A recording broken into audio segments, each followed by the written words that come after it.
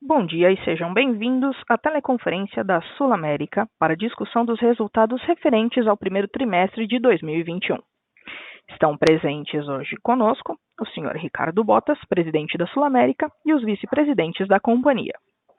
Informamos que esse evento está sendo transmitido ao vivo via webcast, com áudio e slides, que pode ser acessado no site de Relações com Investidores da companhia no endereço www.sulamerica.com.br/ri.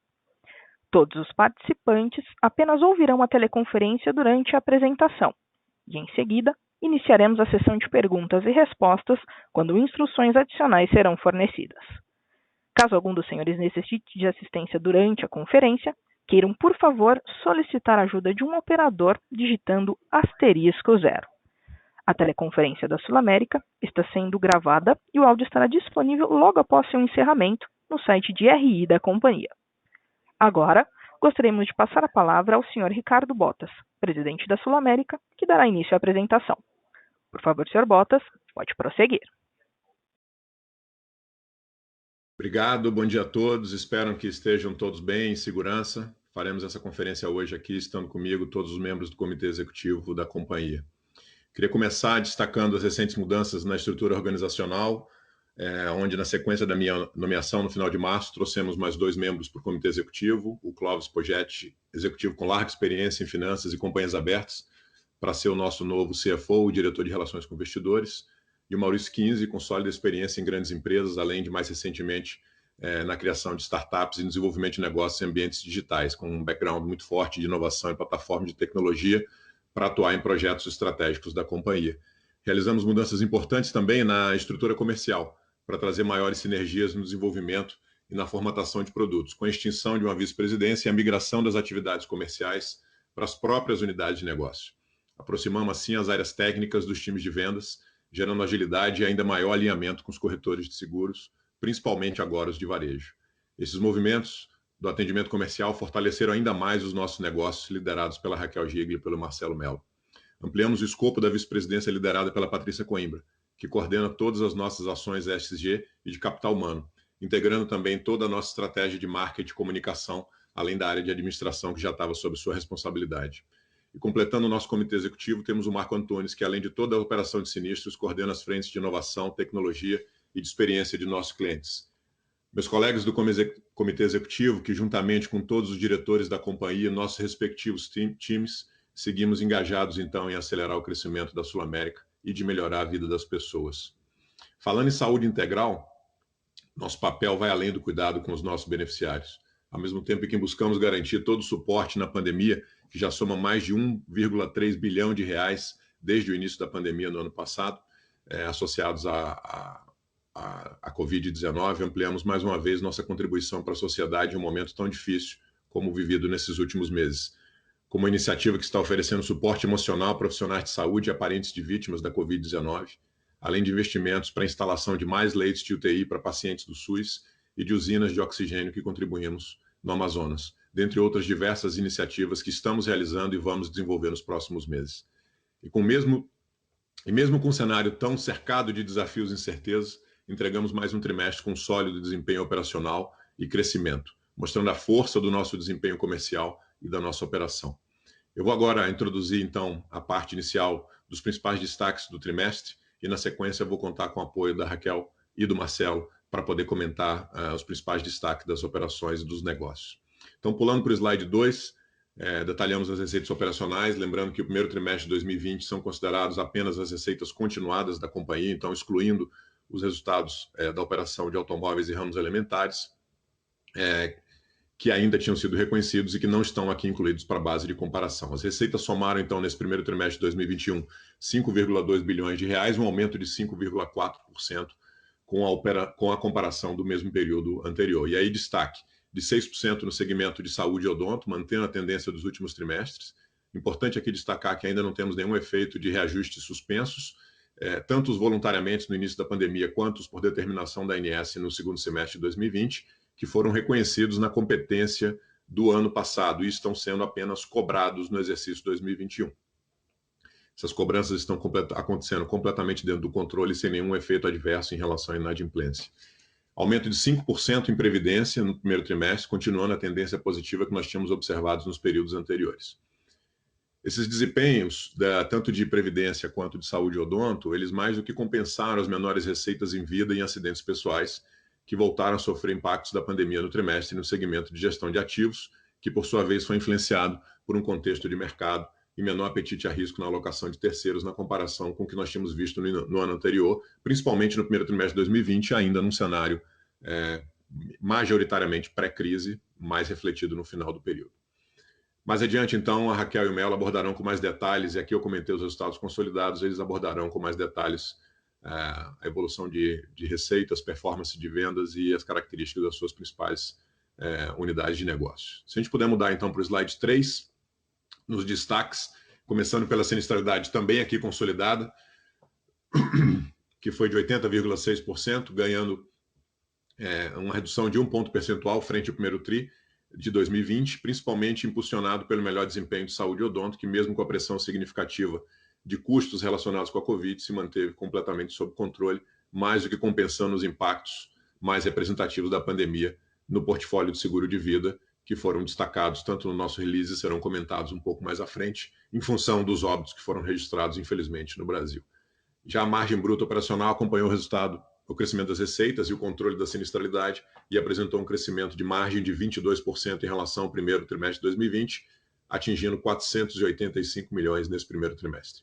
O índice de despesas administrativas ficou em 7,2% das receitas, também um patamar controlado, e essas dinâmicas específicas do trimestre serão comentadas no slide sobre despesas administrativas um pouco mais à frente.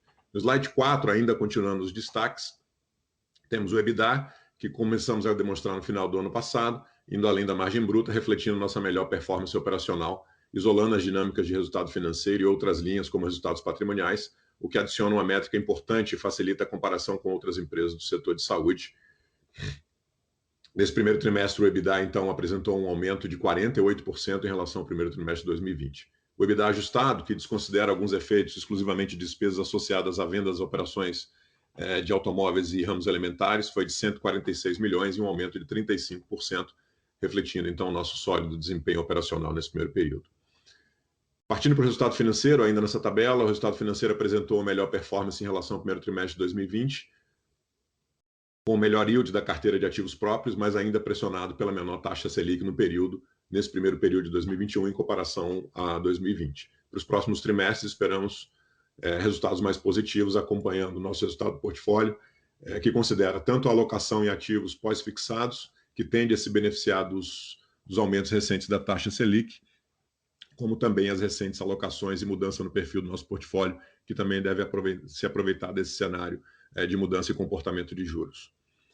Adicionalmente, é importante destacar que no resultado financeiro do primeiro trimestre de 2020, naquele período nós tivemos ainda registros de receitas financeiras de ativos do negócio de capitalização que foram desinvestidos dentro do primeiro trimestre e que foram de 24 milhões de reais no resultado financeiro, que não aconteceram agora, exatamente pela não continuidade daquela operação de capitalização.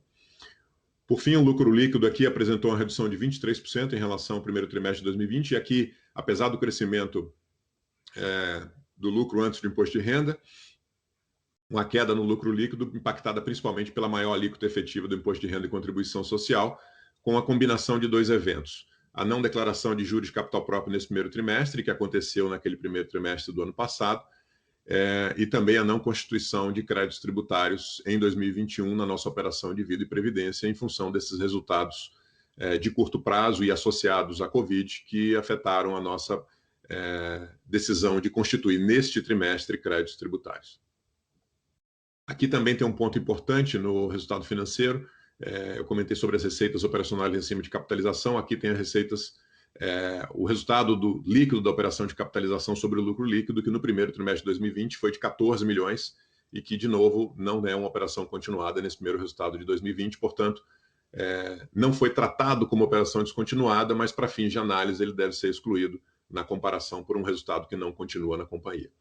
E para encerrar, então, essa parte, temos o retorno sobre o patrimônio líquido médio da companhia, o ROAI, que foi de 12% aproximadamente, considerando o ganho obtido na alienação, aqui já desconsiderando, desculpa, o ganho obtido na alienação do segmento de auto e massificados, que foi registrado no terceiro trimestre de 2020. Lembrando que esse ROAI ele é acumulado 12 meses. Para excluir efeitos importantes de excesso de capital não operacionais no Grupo Sul América, nós também passamos já desde o final do ano passado, e estamos aqui de novo demonstrando, o retorno sobre o capital regulatório do nosso segmento de saúde e odonto, que foi de 23% nos últimos 12 meses, aqui então considerando qual é a solvência requerida pelo regulador, e foi um ponto percentual superior ao ano passado, e é uma boa proxy aqui para eliminar os efeitos de algum excesso de capital mais estrutural e não associado à nossa operação de saúde, na análise específica dessa operação, que representa cerca de 93% das nossas receitas. Para os slides seguintes, então, já vou pedir aqui para a Raquel Giglio me acompanhar e passar a conduzir a apresentação do resultado de saúde e odonto. Obrigada, Botas. Bom dia a todos. Espero que todos estejam bem.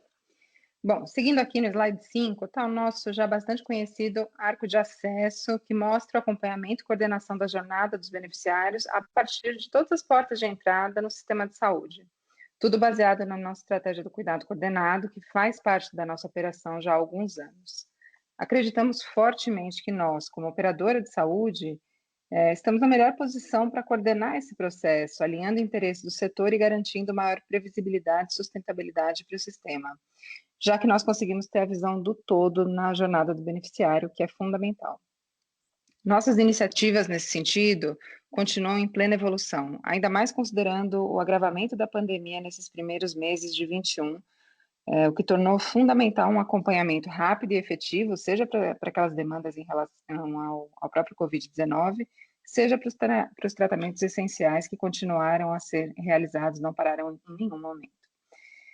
A gente tem que destacar aqui, mais uma vez, um dos grandes avanços dos últimos 12 meses, a adoção importantíssima de ferramentas digitais de saúde, inclusive com suporte da DocWe, que é a nossa Health Tech de saúde, com altíssimo grau de satisfação e resolutividade, evitando exposição desnecessária a unidades hospitalares, né, a UPS, ao mesmo tempo que a gente garante um cuidado adequado.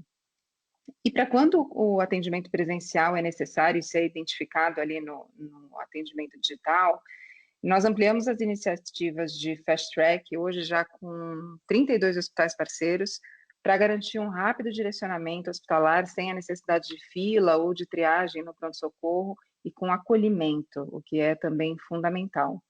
Esse passo foi essencial, principalmente nos períodos de pico da pandemia, agora no primeiro trimestre. Passando para o slide 6, a gente dá mais detalhes exatamente sobre a evolução dos atendimentos digitais que continuaram e continuam expandindo e atingiram um recorde de 141 mil atendimentos em março de 21. Quase 1 milhão de atendimentos desde janeiro do ano passado, sendo 300 mil apenas agora nos primeiros 3 meses desse ano, considerando teleconsultas, teleterapias e orientações médicas telefônicas de forma geral. Com esse aumento contínuo da utilização das ferramentas digitais e o avanço da estratégia do cuidado coordenado, a gente conseguiu expandir o número dos beneficiários ativos, que chegaram a 660 mil e continuam crescendo. Tudo isso com a manutenção de altos níveis de satisfação, com o NPS que permanece ali na zona de excelência e altíssimo nível de resolução, e o engajamento cada vez maior dos beneficiários e profissionais da saúde, condição sine qua non para essa estratégia. Passando para o slide 7, a gente mostra a atualização dos resultados em gestão de sinistro, saúde e bem-estar e, obviamente, o cuidado coordenado. Então, em março de 21, os 660 mil beneficiários ativos no cuidado coordenado, que eu mencionei no slide anterior, representavam 27% da base total. Crescimento tanto em relação a março quanto a dezembro de 20. A nossa expectativa é continuar nesse ritmo de expansão, tocando cada vez mais beneficiários. E o que é mais importante é que hoje esses beneficiários que nós tocamos já representam mais de 50% dos nossos sinistros que passam pelo cuidado coordenado. Então, o número de 27% de beneficiários conversa com 50% do volume de sinistro gerado. Isso dá um acompanhamento cada vez maior e permite a verticalização virtual. Ao mesmo tempo, as iniciativas em gestão de sinistro continuam sendo absolutamente fundamentais para o controle da sinistralidade, trazem ganhos e previsibilidade que se traduzem em menores preços e reajustes. Encerramos agora o primeiro TRI com 42% do sinistro, passando por algum desses modelos alternativos de remuneração. Então, aqui inclui pacote, bundle, diária globalizada, gestão de material e medicamento, entre outros, que seguem trazendo savings importantes para a operação, mas principalmente alinhamento de propósito para o sistema de saúde suplementar. Agora, passando para o slide 8, eu vou falar um pouco sobre os últimos movimentos de aquisição no sul do país, uma região extremamente estratégica para nós, que tem sido foco do crescimento regional e da estratégia de mid-ticket, sem sombra de dúvidas.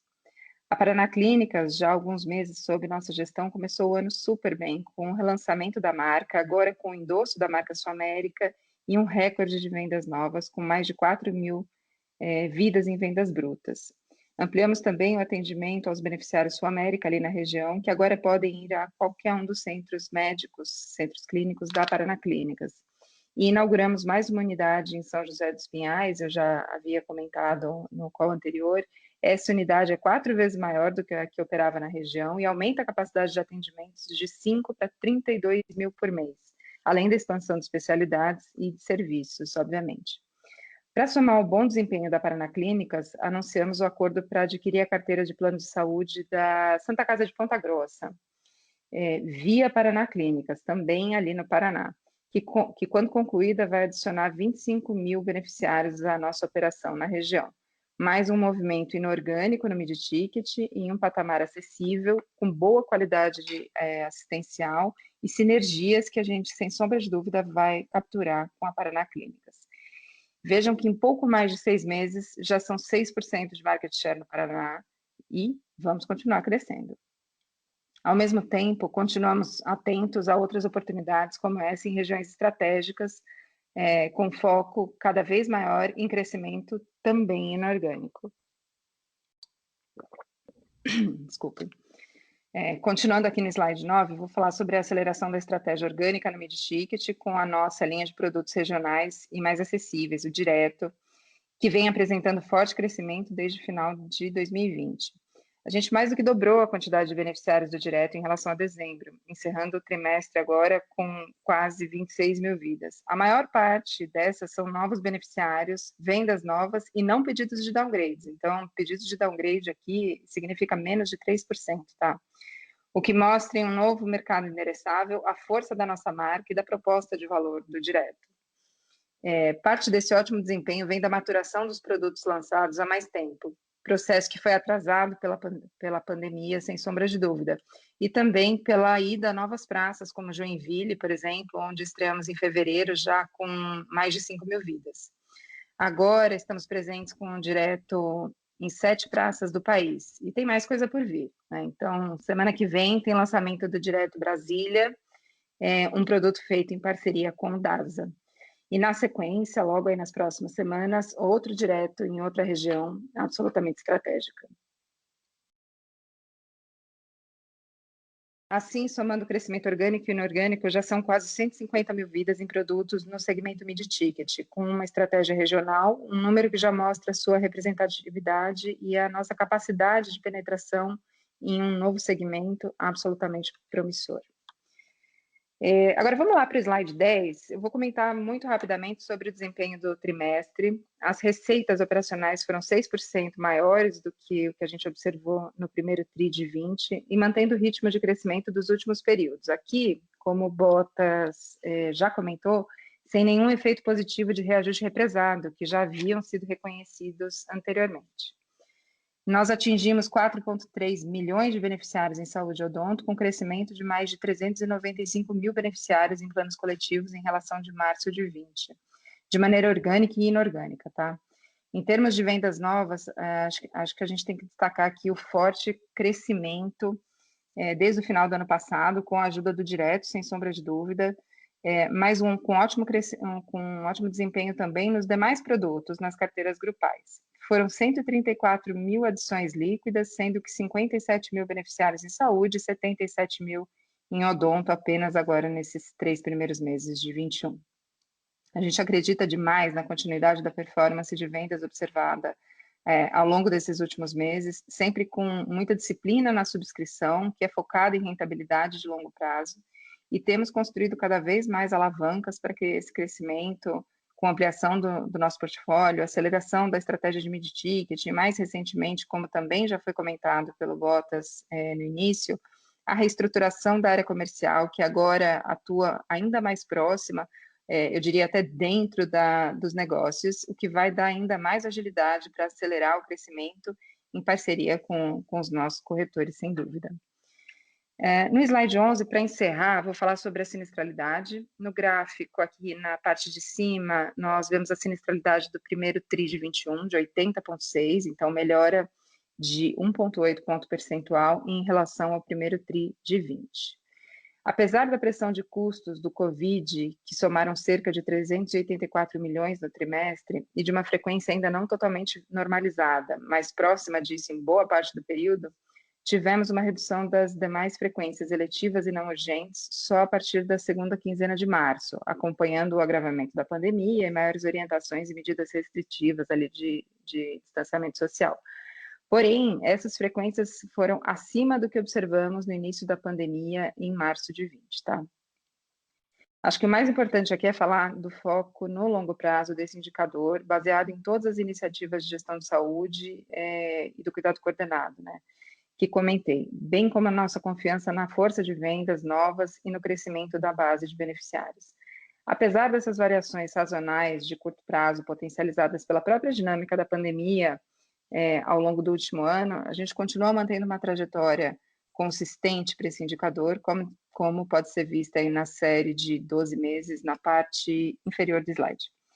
Essa é a parte fundamental, não há nada que tenha mudado na nossa estratégia e trajetória positiva que temos mostrado já há muitos anos. Muito pelo contrário, ficamos extremamente animados com as possibilidades futuras, com as mudanças recentes de telemedicina, medicina conectada, maior integração entre todos os parceiros de saúde suplementar, inovações e compartilhamento de dados, né, interoperabilidade, informações. Destaco também essa questão da unificação da área comercial dentro da área de negócio. E o nosso retorno da operação de saúde em odonto em relação ao nosso capital regulatório de 23% nos últimos 12 meses, como outra evidência do correto posicionamento estratégico da Suamérica, vantagens competitivas e capacidade de crescimento. Então, a gente segue daqui com o propósito de fazer entregas de produtos de altíssima qualidade para os nossos clientes, por meio de nossos processos e produtos, sempre buscando cada vez mais acesso e inclusão, que se reflete em crescimento. Em relação à pandemia, continuamos monitorando a evolução dos casos, assim como o avanço no processo de vacinação da população. Aqui, pessoal, é absolutamente essencial para o controle efetivo da pandemia. Mas o mais importante é que a gente vem demonstrando mais uma vez a nossa resiliência e capacidade de crescimento com rentabilidade, mesmo em um período tão desafiador. Eu vou encerrar por aqui, então, a parte de saúde odonto, vou passar a palavra para o Marcelo Mello, nosso vice-presidente de Vida, Previdência e Gestão de Ativos, para comentar sobre os resultados desses segmentos. Vai lá, Marcelo. Obrigado, Raquel. Bom dia a todos. Dando prosseguimento aqui na apresentação, no slide 12, a gente apresenta as receitas operacionais de vida e acidentes pessoais, que mostraram redução de 12% no trimestre, aqui principalmente em função do seguro-viagem, numa dinâmica refletindo diretamente o agravamento da pandemia no início desse ano aqui. A sinistralidade também continuou a ser impactada pela pandemia, de maneira ainda mais severa, uma vez que, com a continuidade da cobertura de sinistros relacionados à Covid, assim como fizemos desde o início da pandemia e com um aumento considerável de óbitos nos primeiros meses do ano, tivemos um efeito de cerca de 30 milhões de sinistros, com cerca de 700 casos cobertos. Desconsiderando esse efeito, a sinistralidade reduziria de 81% para 56%, impacto ainda passível de revisão, dado que há potencial subnotificação de casos relacionados à Covid-19. Indo para o slide 13, falando sobre previdência, aqui as receitas seguiram a trajetória positiva, como o Bottas comentou, com aumento de 5% nas receitas e 22% nas reservas, que alcançaram quase 10 bilhões. Aqui vale destacar um crescimento bem acima da indústria, não só em contribuição, como também em crescimento de reserva. E vale também destacar que nesse primeiro trimestre a gente lançou diversos produtos de previdência, ampliando ainda mais o nosso portfólio. A gente tem percebido um crescente interesse no produto, com crescimento não só nas contribuições, como também na portabilidade líquida.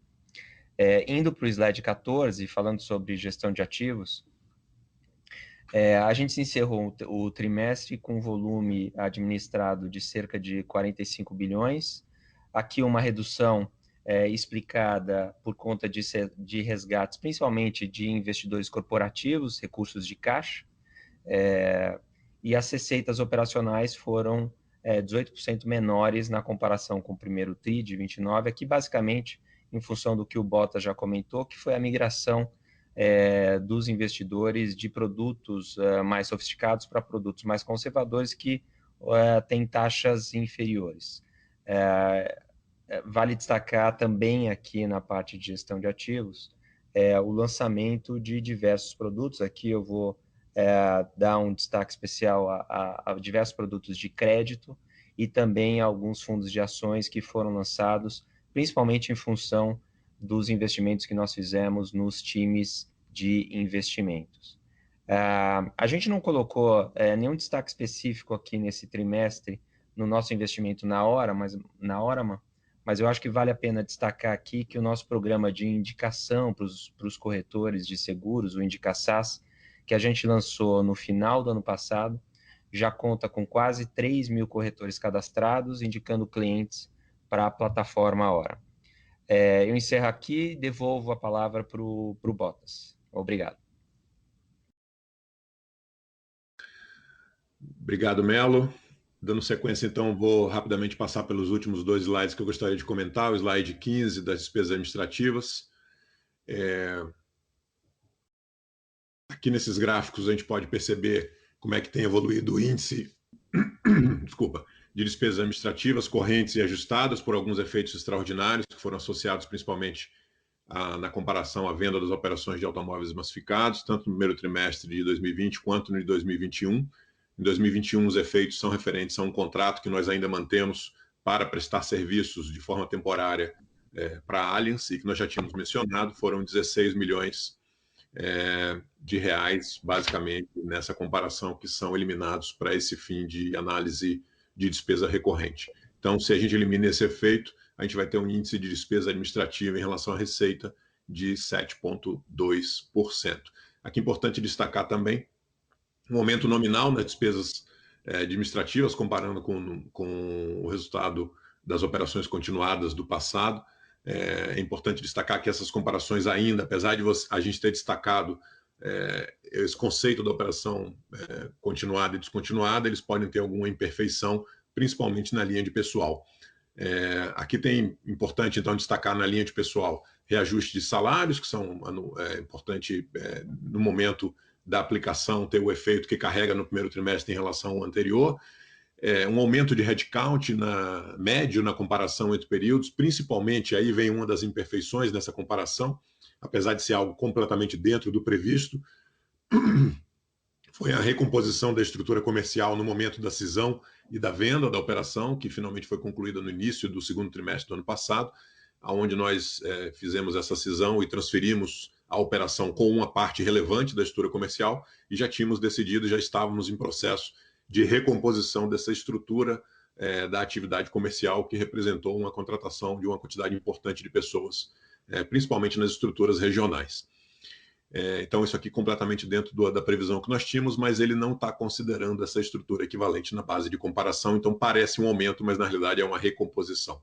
Por outro lado, no final do primeiro trimestre, agora já em 2021, tivemos uma redução de aproximadamente 120 pessoas na nossa estrutura, e cerca de 200 posições ainda em processos que estão acontecendo na companhia de estruturação da nossa organização após a venda de automóveis e massificados, perseguindo aqui melhores índices de produtividade dentro da companhia.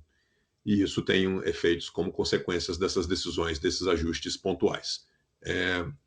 E por último, tivemos também impactos de terminação de contratos de executivos e também investimentos na atração e retenção de outros executivos em condições completamente normais em mercados, considerando tanto o aquecimento no setor de saúde quanto o próprio aquecimento no setor de mercado de capitais, em mudanças e movimentos organizacionais em momentos como esse que nós estamos passando na companhia. Essas últimas medidas em pessoal são tanto para adequar, então, essa nossa estrutura, como eu já comentei, quanto nessa maior produtividade para garantir o nosso desenvolvimento e todas as nossas bases para o crescimento, retendo e atraindo pessoas-chaves. Em paralelo, eu acho que é importante destacar também, a gente comentou isso no final do ano passado, a gente não parou o nosso ritmo de investimentos em projetos de transformação digital, do cuidado coordenado, na própria estratégia de mid-ticket. A Raquel já comentou aqui, o Direto segue a pleno vapor, lançando em novas regiões, já lançamos no primeiro trimestre, vamos lançar mais 2 diretos agora nessas próximas semanas. Então, a gente está muito confiante e vai fazendo muito investimento também na linha de produtos, assim como o Melo comentou, nos novos produtos, nos novos fundos lançados, também na nossa estratégia de investimentos, que também está buscando atrair novas estratégias por meio da atração de novos times de gestão. Então, acho que são linhas que nós estamos investindo bastante e que, acreditando, são muito promissoras para contribuir para o nosso desenvolvimento e o nosso crescimento. No slide 16, para concluir essa parte, então, a parte de alocação de portfólio, aqui eu acho que tem um destaque importante, que na realidade foi um movimento recente, ele vinha como uma tendência no ano passado, mas um movimento mais forte também nesse trimestre, de redução da nossa exposição pós-fixada e uma alocação importante, aproveitando movimentos de mercado de alocação em ativos pré-fixados que fizemos nesse momento, o que fez reduzir a nossa alocação de 94% para 71% de ativos pós-fixados. Essa posição, mesmo ainda mantida em 71%, também é uma posição importante para a companhia, que nós entendemos vai se beneficiar também desse movimento de alta de Selic, e nós estamos abertos ainda com grau de liquidez importante para também aproveitar novas oportunidades de distorções de mercado em relação à yield da carteira e curvas de juros para poder fazer, inclusive, alocações adicionais, buscando melhorar ainda mais a performance desse nosso portfólio. Com isso, eu encerro, então, essa parte introdutória e acho que a gente pode passar direto para a sessão de perguntas e respostas. Obrigado. Senhoras e senhores, iniciaremos agora a sessão de perguntas e respostas. Para fazer uma pergunta, por favor, digitem *1. Para retirar a pergunta da lista, digitem *2. Nossa primeira pergunta vem do senhor Vinícius Ribeiro, UBS. Pessoal, bom dia a todos. Obrigado pela pergunta. 2 tópicos que a gente queria explorar, se possível. O primeiro, se pudesse conciliar a questão do sinistro, né? Então, dos 384 milhões de impactos que vocês comentaram, contempla algum tipo de saving para os pacientes que postergaram procedimentos seletivos no final de março? E como que a gente deveria pensar nesses volumes de modo mais estrutural, né? Se a telemedicina e cuidado coordenado já representam um avoidance de custo importante para frente, mesmo que esse avoidance seja passado para preço em novos produtos.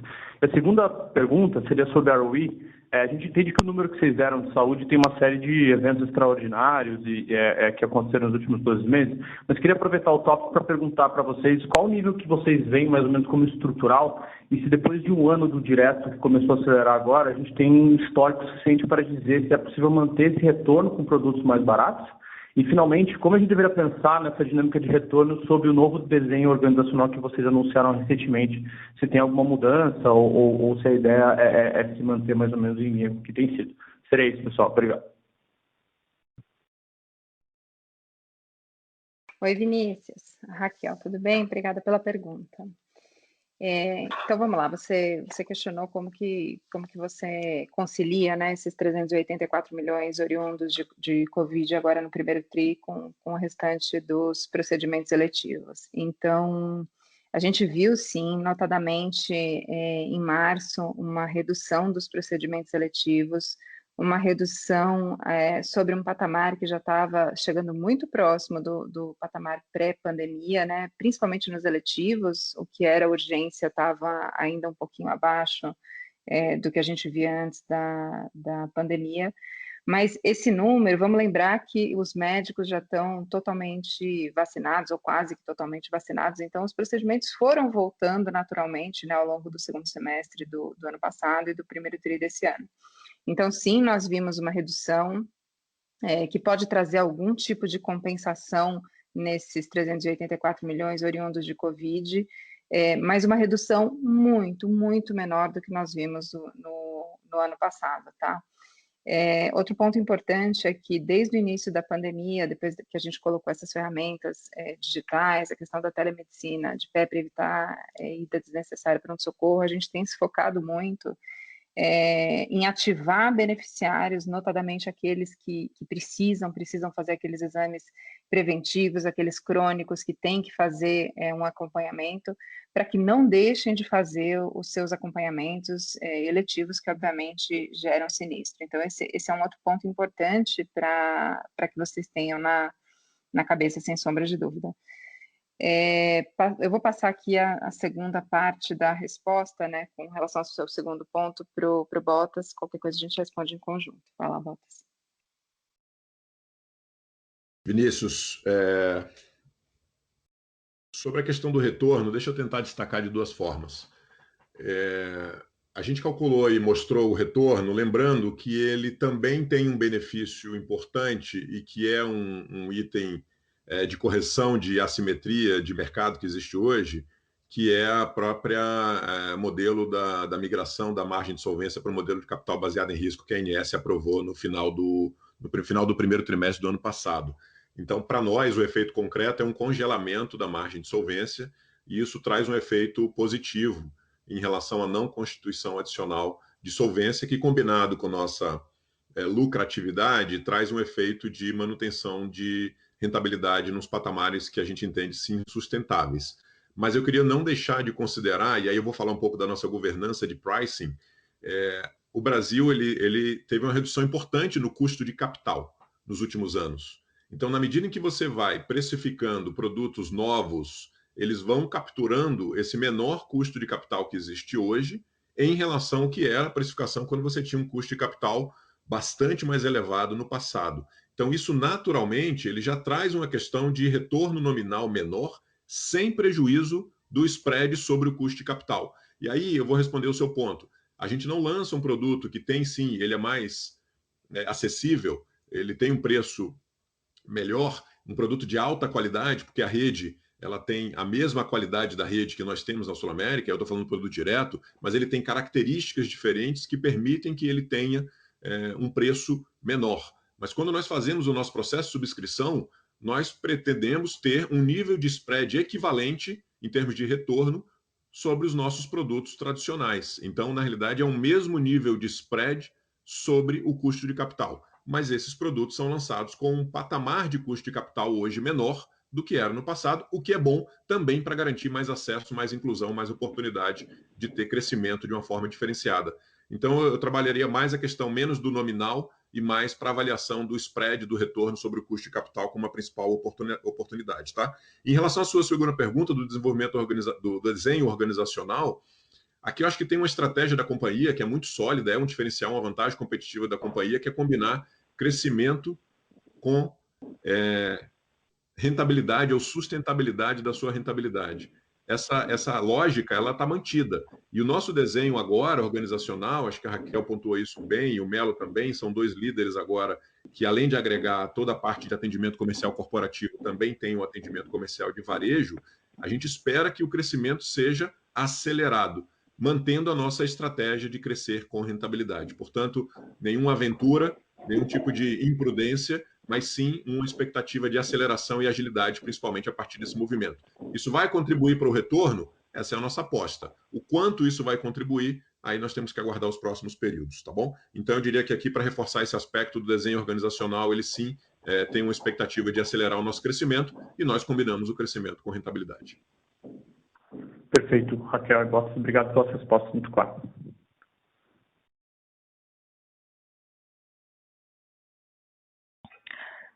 Nossa próxima pergunta vem do senhor Samuel Alves, BTG Pactual. Bom dia, Bottas, Raquel, Melo, bom dia a todos. Apenas uma pergunta aqui do meu lado, ainda no tema da sinistralidade. A gente viu uma performance, né, nesse trimestre muito díspara, né, entre as operadoras, né? Algumas reportando aumento moderado de sinistralidade, outras aumento muito elevado e até a Sula com uma redução, né? Queria ouvir um pouco a opinião de vocês com relação a, enfim, teorias, né, que eventualmente poderiam explicar isso, né? Talvez a primeira com relação a provisões não técnicas, né? A companhia reportou um aumento importante nessas provisões no ano passado, logo, eventualmente, ela estaria mais provisionada que os comparáveis, né? A segunda, se a Sula, eventualmente, adotou uma diretriz mais conservadora, né, para adiamento dessas eletivas, que a Raquel estava comentando há pouco. E a terceira, se eventualmente o Covid acabou impactando menos o perfil de carteira da Sul América. Enfim, queria ouvir a opinião de vocês aí com relação a essas dinâmicas. Obrigado. Oi, Samuel, é Raquel. Bom, em primeiro lugar, uma disparidade boa, né?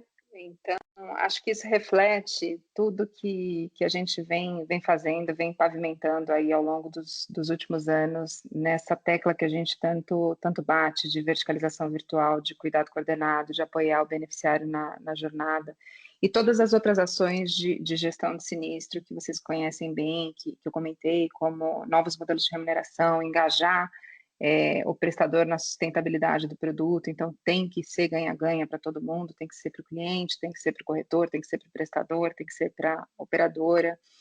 Então, acho que isso não é desprezível, né? Então, são mais de 5, 6 anos que a gente vem trabalhando e estruturando isso, que gera hoje mais de 42% também do nosso sinistro, com algum modelo alternativo de remuneração, e essas mais de 660 mil beneficiários também dentro do cuidado coordenado.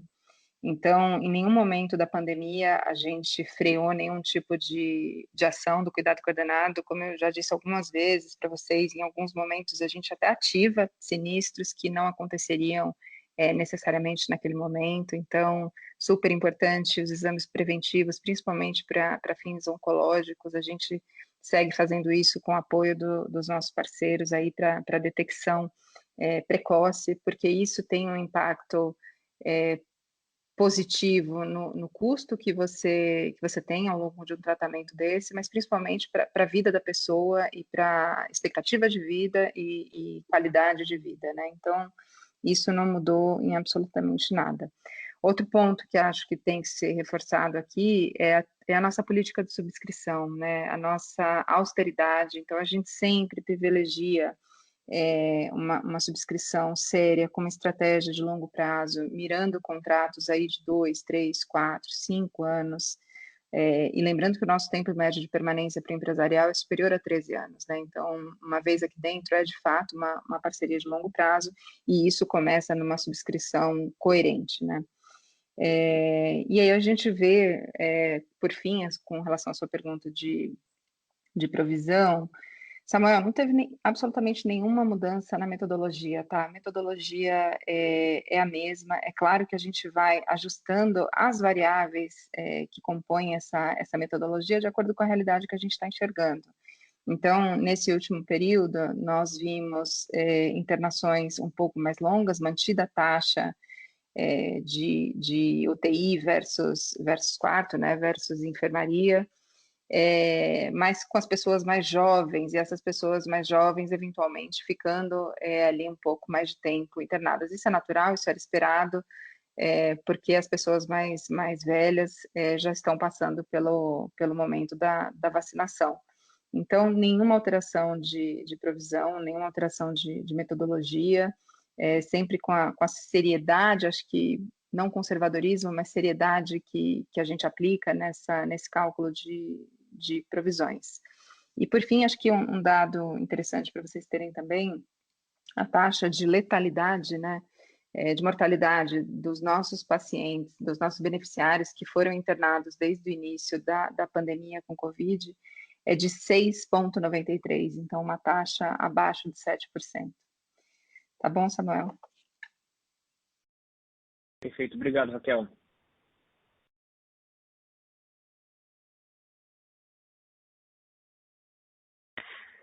Nossa próxima pergunta vem do Sr. Guilherme Grespan, JP Morgan.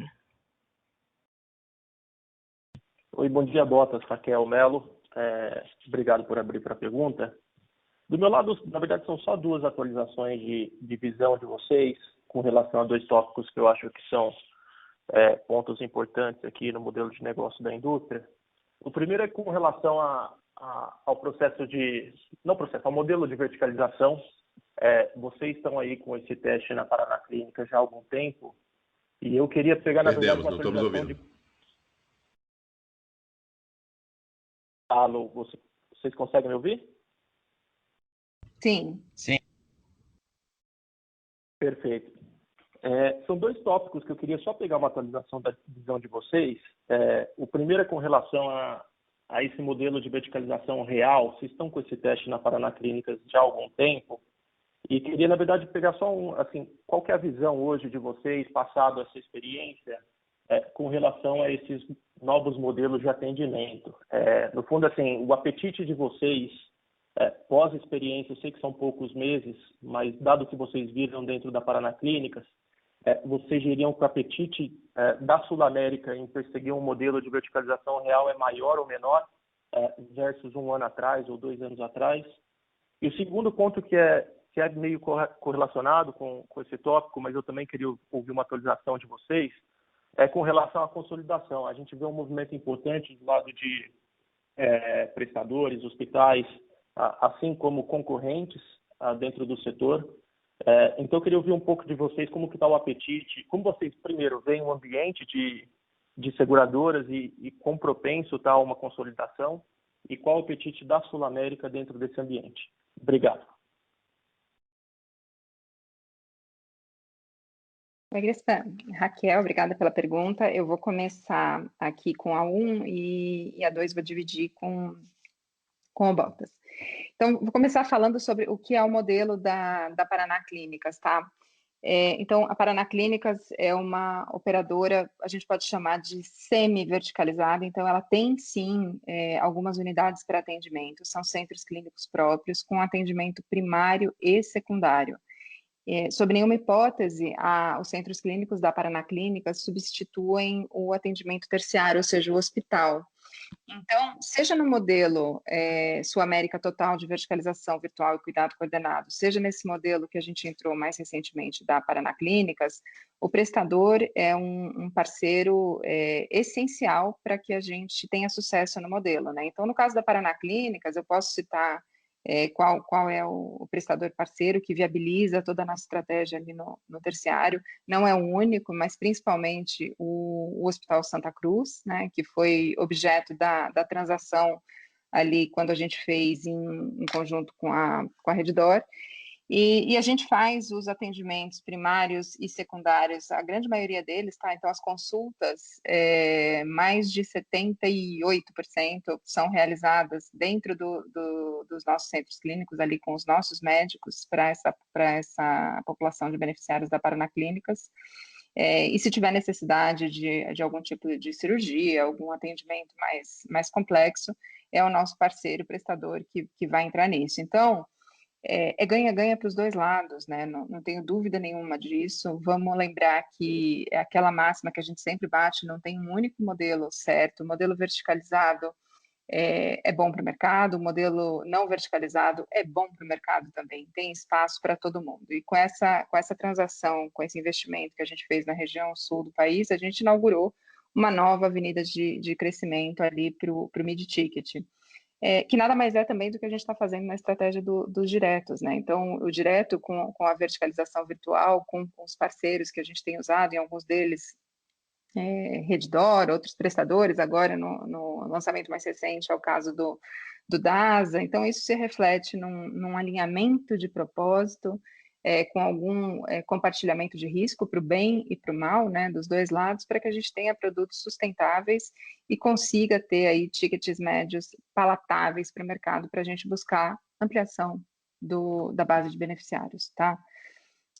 Bota, você quer pegar a segunda pergunta sobre o inorgânico? Eu acho que você já endereçou a parte da segunda, quando, Greenspan, a gente tem essa discussão que, na realidade, o fortalecimento dos prestadores de saúde, aqui nós estamos falando concentrados, de certa forma, em hospitais, mas também em laboratórios, etc., também no mercado, isso fortalece o próprio modelo não vertical. Então, acho que ele mostra que existe, como a Raquel bem comentou, a possibilidade de convivência sem nenhum tipo de hostilidade e, ao mesmo tempo, com mercados endereçáveis diferentes.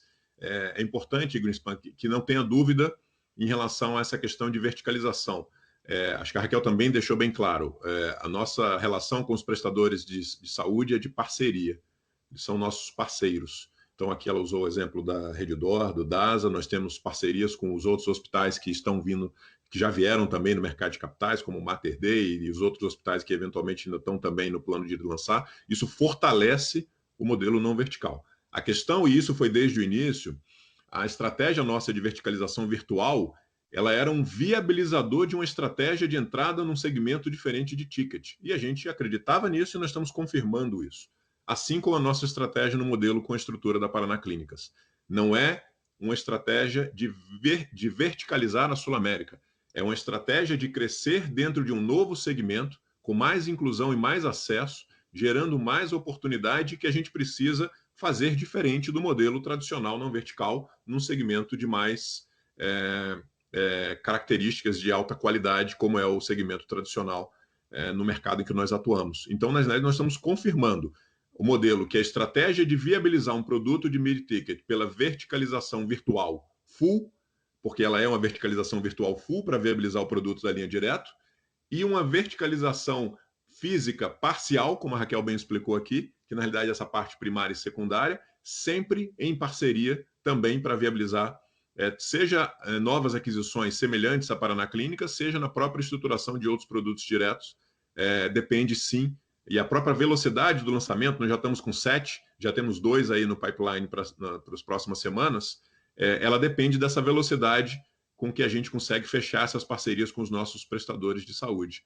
E cada vez mais isso tem sido uma verdade dentro do nosso modelo de negócio. A confirmação de que é possível, sim, ter produtos diferentes, regionais, alinhados os interesses com os prestadores de saúde para poder gerar mais produtos nesse segmento. Então, a consolidação ela é positiva. O crescimento também dos parceiros de saúde, dos prestadores, dos hospitais, ela é positiva para fortalecer essa nossa estratégia, que está alinhada com a estratégia deles, tá bom? Perfeito. Se me permitem só um follow-up rápido, só tentando colocar números, então, dentro dessa discussão de verticalização virtual e parceria, vocês fizeram um disclosure, acho que já 2, 3 passados também, do quanto representa novos modelos de remuneração dentro de claims, que está em 42%, se eu não me engano. Vocês têm alguma visão com relação a que patamar esse nível pode chegar num futuro curto, médio prazo? Existe espaço para aumentar essa penetração rapidamente no curto e médio prazo ou isso é uma coisa para o longo prazo? Eu acho que é uma meta que absolutamente todos nós temos aqui, porque vai de acordo com a sustentabilidade cada vez maior dos nossos produtos. Então, sonho de consumo, 100%, mas é um trabalho de formiguinha, é um trabalho diário, é um trabalho de médio e longo prazo, né, que, sem sombra de dúvida, a gente vem mostrando um crescimento consistente ao longo dos últimos anos. E é a meta com maior peso no contrato de gestão de toda a equipe de prestadores e de formação de novos produtos, né? Então, implementar assim no nosso estoque, nos produtos mais voltados para livre escolha e implementar como condição sine qua non no lançamento de novos produtos. Então, tudo isso que você vê que vocês veem aí no lançamento dos produtos diretos, eles têm um nível de modelo de remuneração diferenciado extremamente superior a essa média que a gente passa de carteira, tá? Tá bom, obrigado, pessoal.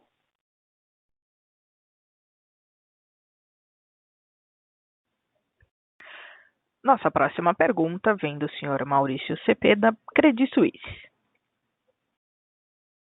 Bom dia, Bottas, Raquel, Melo. Em primeiro lugar, parabéns pelos resultados e pelo nível de abertura e pragmatismo da apresentação.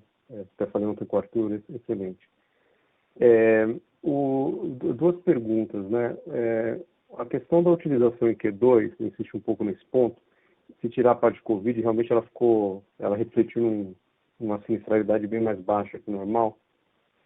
O que vocês viram fechando o Q1? Se existe algum tipo de volta dessa utilização, ou se vocês preveem que esses efeitos possam se refletir em algum outro ponto do ano, ou se foi de fato demanda perdida. E a segunda pergunta, um pouco dessa questão de, um pouco mais dessas pressões, até um tanto políticas, do aumento de preço dos planos de saúde. Eu sei que vocês têm um pouco individual por estratégia, né? Mas vocês também têm bastante plano de afinidade, tem muita discussão em tentativa de equiparar os planos coletivos aos individuais, então é um assunto um pouco quente. Qual a perspectiva que vocês têm sobre esse tema daqui para frente? Muito obrigado. Oi, Cepeda. Raquel, tudo bem? Obrigada pela pergunta. Bom, vamos lá. Com relação à utilização no segundo TRI do ano passado, como você bem observou, foi totalmente atípico, totalmente pontual, uma situação nunca antes vista. Então, despencou, de fato, a frequência de procedimentos eletivos e de procedimentos considerados de urgência naquele momento.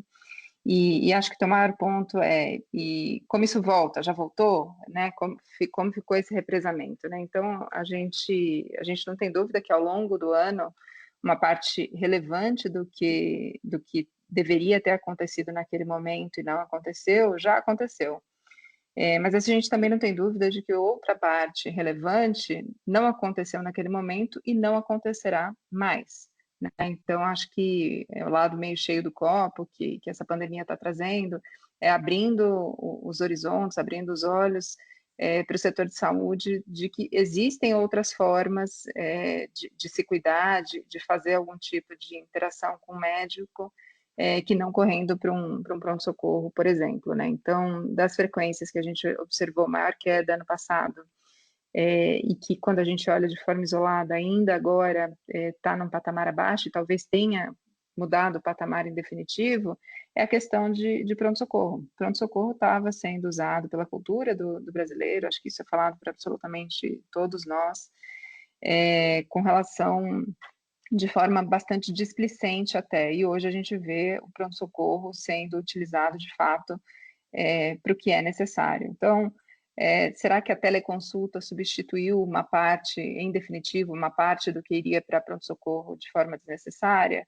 Particularmente, acredito que sim. Então, respondendo aqui tua pergunta, acho que é totalmente pontual o que aconteceu no segundo TRI do ano passado. Ninguém sabia com o que estava lidando, médicos, inclusive, extremamente receosos e não vacinados. Essa situação mudou. Médicos estão vacinados hoje. Uma parte do que ficou represado já voltou, tem alguma coisa que ainda pode voltar, mas uma parte também que não aconteceu não deve acontecer, porque não era uma urgência de fato e a pessoa acabou adotando um tratamento menos abrupto, né, menos brusco. Com relação a cenário regulatório, se eu entendi bem sua pergunta, com relação a algum tipo de intervenção do governo, né? Então, essa é uma pauta que é cíclica, então ela vem e volta, não é nem cíclica porque ela nunca morre. A verdade é que a gente vê o regulador respeitando as regras pactuadas com o mercado. Ano passado a gente teve uma situação muito pontual, com a suspensão dos reajustes, mas preservando plenamente o direito à cobrança por parte das operadoras, e lembrando que até antes dessa determinação da ANS, as próprias operadoras, a grande maioria delas, Sul América inclusive, fez de forma voluntária essa suspensão. Então, não vejo nada no cenário imediato que possa mudar essa dinâmica de mercado. Tá bom, Cepeda? Obrigada. Eu que agradeço. Obrigado.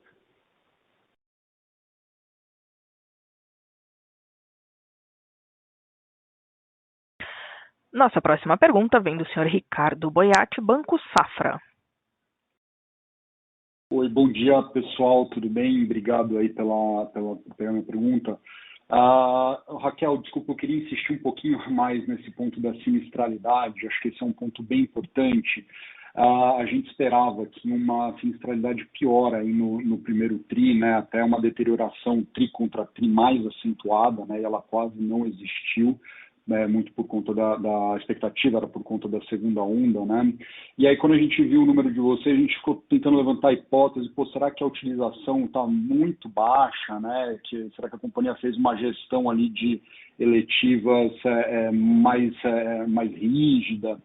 E ouvindo o seu discurso, eu fico com a impressão de que teve uma melhora de fato estrutural, né? Obviamente ali os 72,7%, né, tirando o impacto do Covid, talvez ainda esteja um pouco abaixo do normal, né?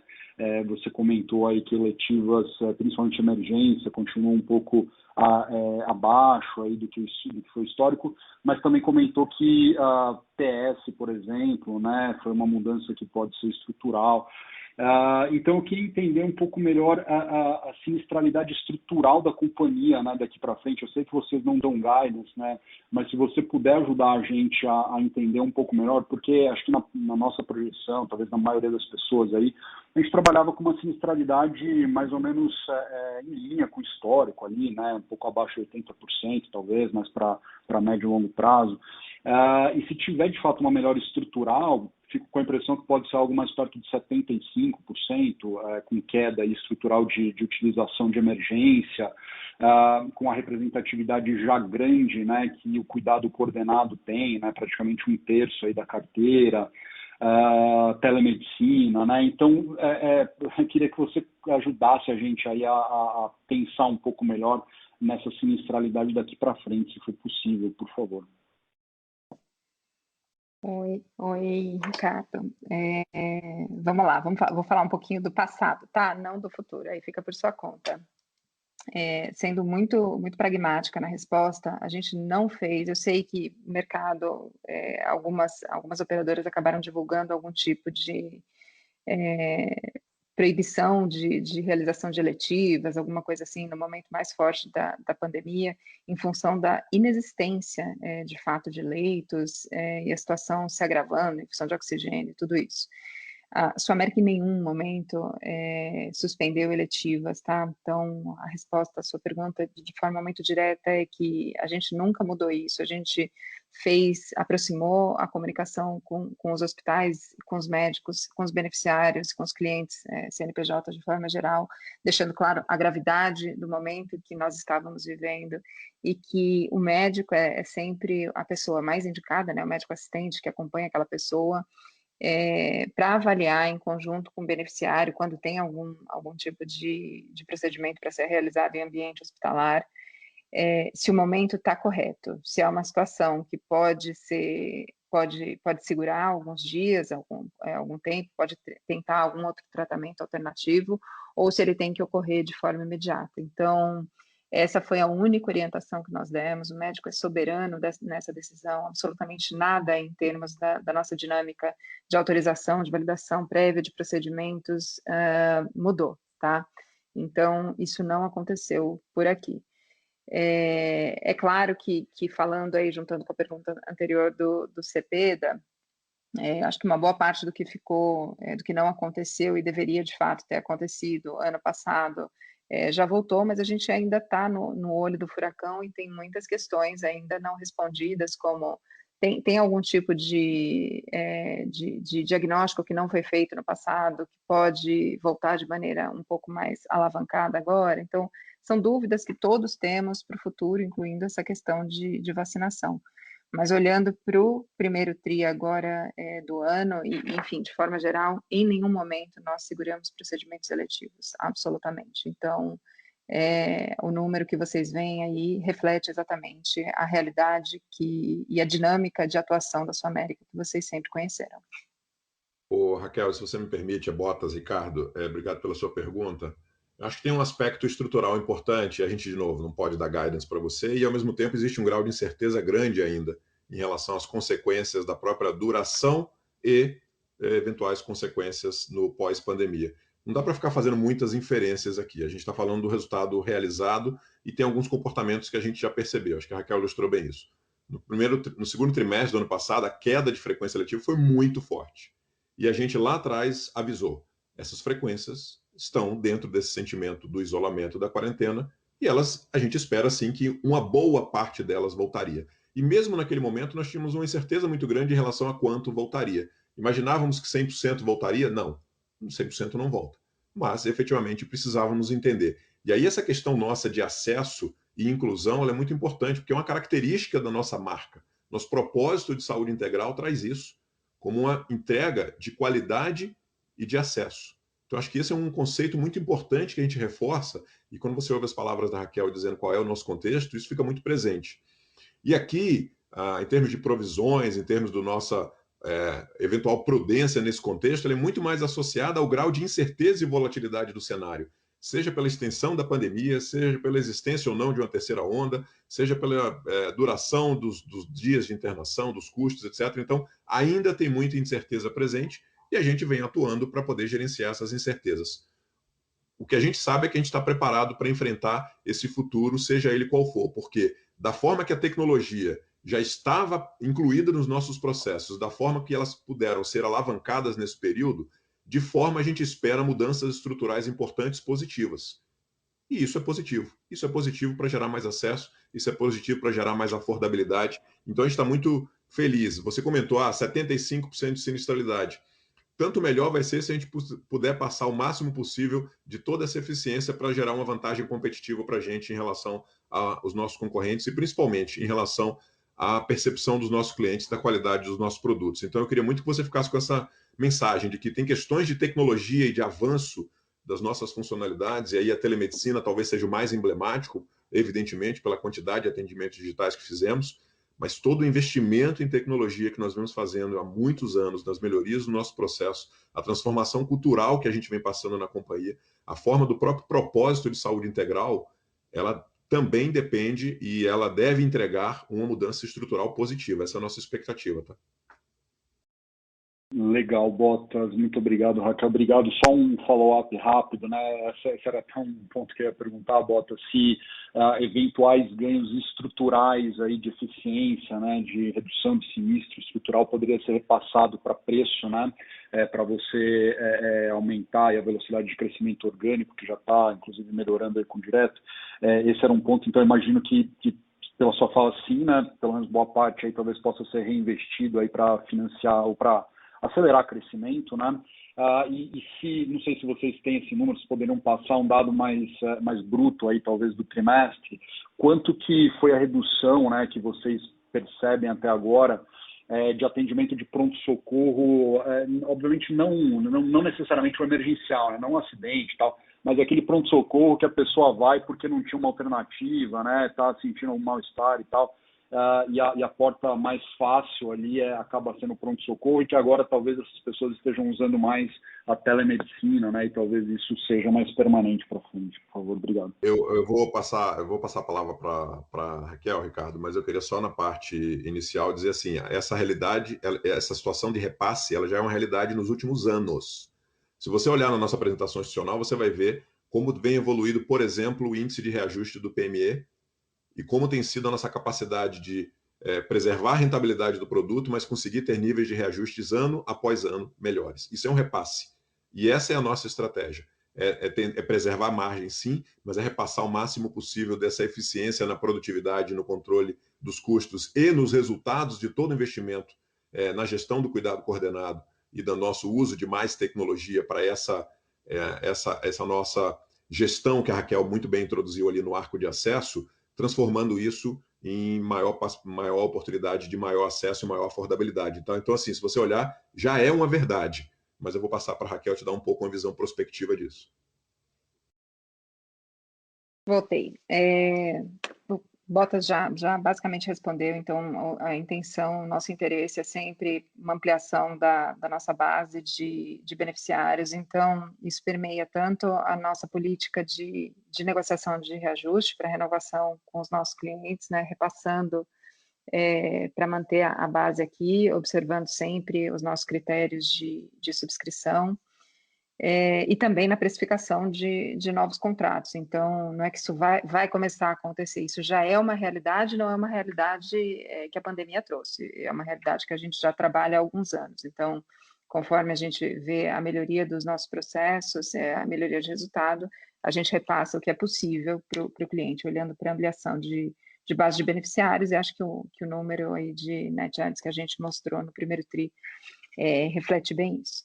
Boiati, com relação à tua pergunta de IPS, eu vou te dar o número, mas lembra que a gente ainda está na pandemia, né? Então, no olho do furacão, a gente não sabe como isso vai assentar para frente, né? Para o período pós-pandêmico. Então, no pronto-socorro, especialmente nesses meses mais próximos, a média de redução foi de 23%, tá? De redução no pronto-socorro. Então, acho que esse número fala com aquele aspecto cultural do brasileiro de muitas vezes procurar o pronto-socorro para questões que não são urgentes, para uma questão mais de comodidade, de uma consulta que não foi marcada. Então, isso acabou sendo um alerta para a população de forma geral, e a teleconsulta vindo como um complemento, uma possibilidade de substituição dessa ida desnecessária ao pronto-socorro. A gente está falando muito de Covid, mas, gente, tem meningite, tem H1N1, tem uma série de doenças perigosas, transmissíveis, cujo ambiente de pronto-socorro é sempre perigoso. Então, a ida ao pronto-socorro tem que ser, de fato, para uma urgência e emergência. A redução observada nesses meses mais recentes foi de 23%, tá bom? Tá ótimo, muito obrigado, pessoal.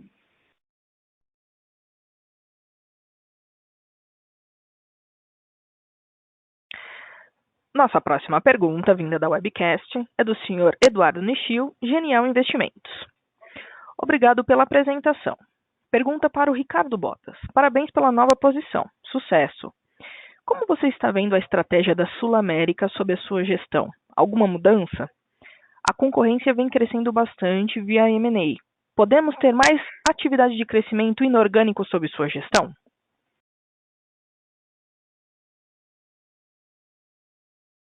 Obrigado, Nishio.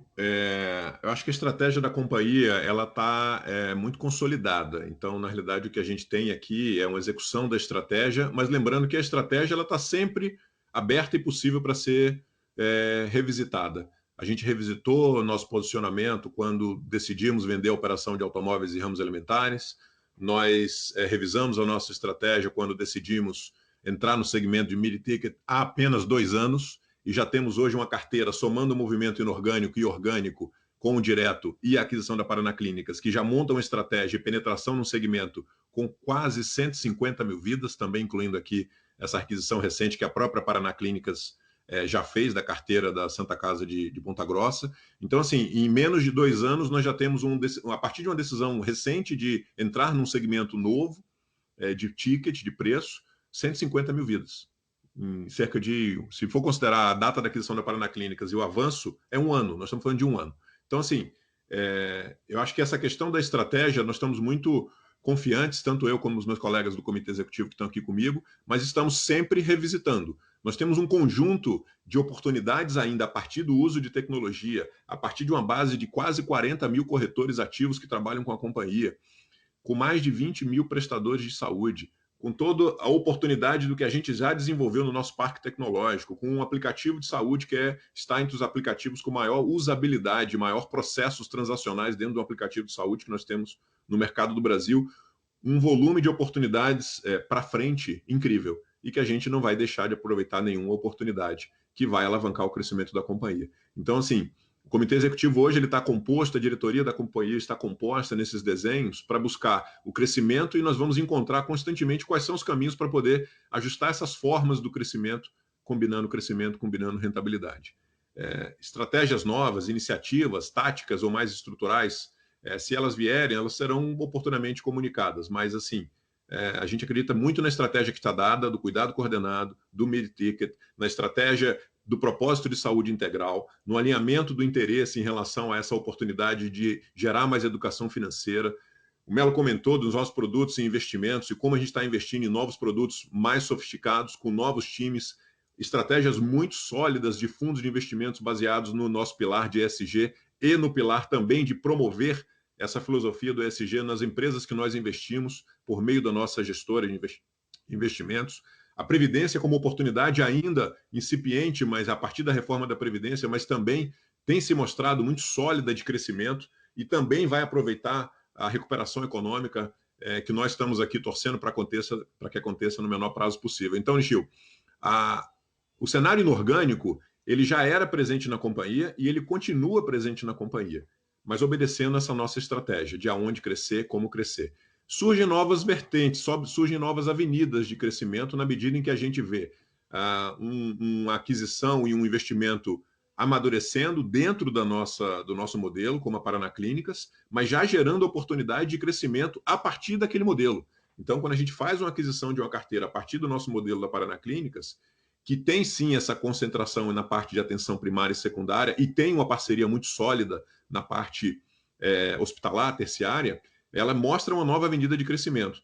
Outras Paranás Clínicas com situações semelhantes, sim, são estratégias e são oportunidades que nós avaliamos para poder desenvolver principalmente essa nossa estratégia de crescimento no segmento que nós aqui denominamos de mid-ticket. Mas também o próprio fortalecimento, foi uma das perguntas que nós tivemos, dos nossos parceiros prestadores de saúde, que também têm um pipeline inorgânico bastante importante, geram oportunidades de crescimentos adicionais para a gente, na medida em que alguns hospitais e algumas redes também possuem planos e operadoras acoplados e que nós temos interesse em avaliar junto com eles essas oportunidades inorgânicas. Então, a oportunidade inorgânica ela sempre esteve presente na Sul América e, efetivamente, nós buscamos caminhos para acelerar esse crescimento dentro da nossa estratégia. Tá bom? Obrigado pela sua pergunta.